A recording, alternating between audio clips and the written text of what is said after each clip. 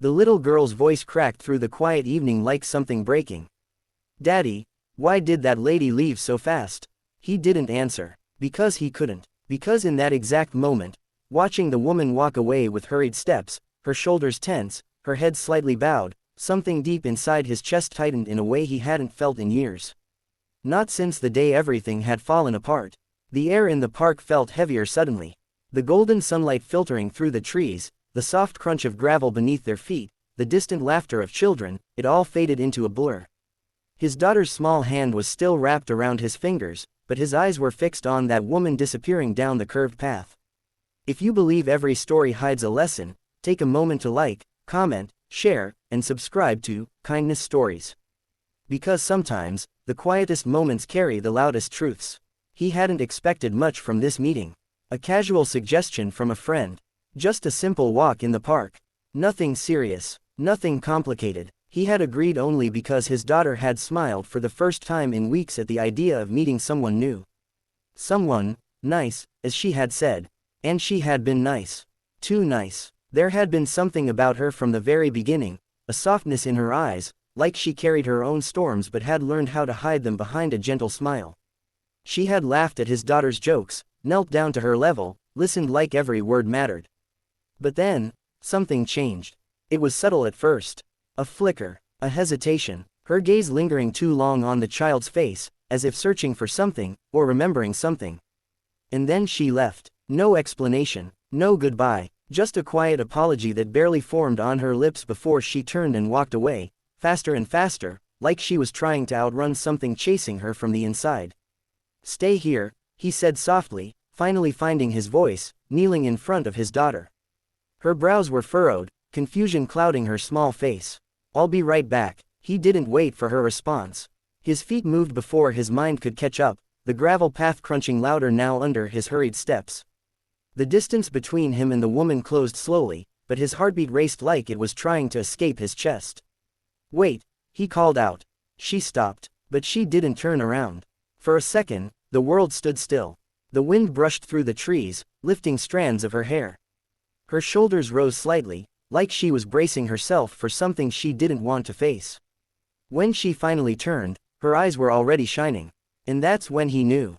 This wasn't about him. "I'm sorry," she said, her voice trembling, barely holding together. "I shouldn't have come." He frowned, confusion mixing with something deeper, something more unsettling.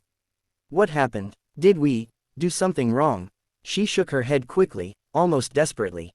No, you didn't. That's the problem." Her words hung in the air, heavy and fragile. He took a step closer, slower this time. Careful, like approaching something that might shatter. "Then why leave like that?" She let out a shaky breath, her eyes drifting past him for a moment, back toward where his daughter stood waiting. "I lost someone," she whispered. The words were simple, but they carried a weight that pressed down on everything around them. "A little girl," she continued, her voice cracking now. "About her age." Something inside him went still. "She used to hold my hand just like that," the woman said, her gaze softening with memory and pain tangled together. "She used to laugh the same way.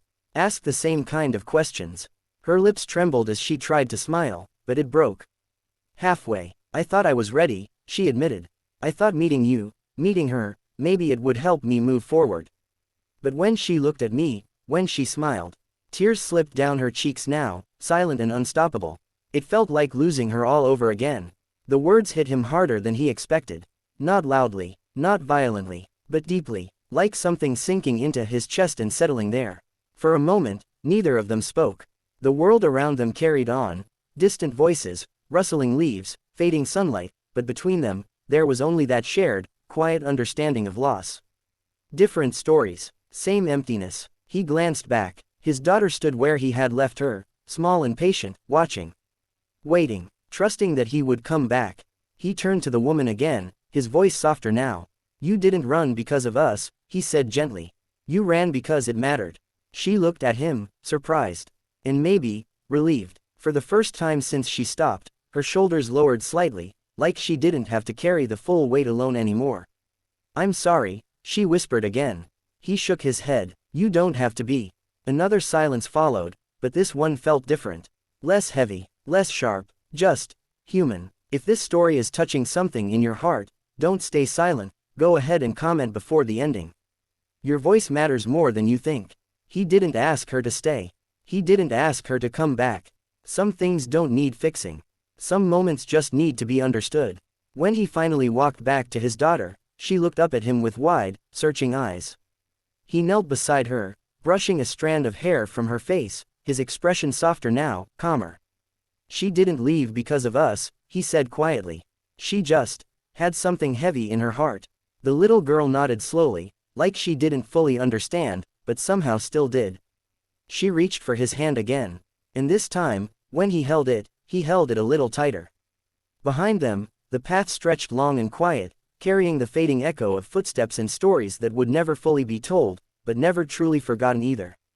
And if this story made you feel something, anything at all, take a moment to like, share, and subscribe to Kindness Stories. Because sometimes, the most powerful stories aren't the ones that end perfectly, but the ones that remind us we're not alone.